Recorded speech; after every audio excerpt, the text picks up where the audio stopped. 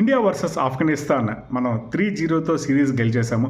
ఇది ఒక మంచి సిరీస్ విజయం అని చెప్పొచ్చు. ఇంగ్లాండ్ సిరీస్కి వెళ్ళే ముందు నెక్స్ట్ మంత్ ఇంగ్లాండ్ తోటి మనం 3 ఓడీస్ ఆడబోతున్నాము.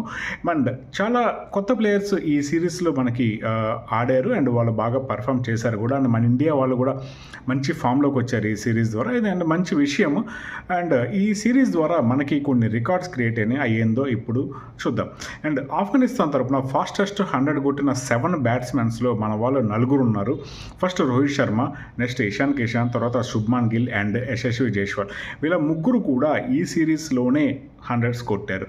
And next Afghanistan bilateral series ఏది కూడా గెలవలేదు, అన్ని క్లీన్ స్వీప్. అండ్ మన ఇండియా తోటి 4th బైలాటరల్ సిరీస్ వాళ్ళకి, అండ్ అది కూడా వాళ్ళు క్లీన్ స్వీప్ అయ్యారు.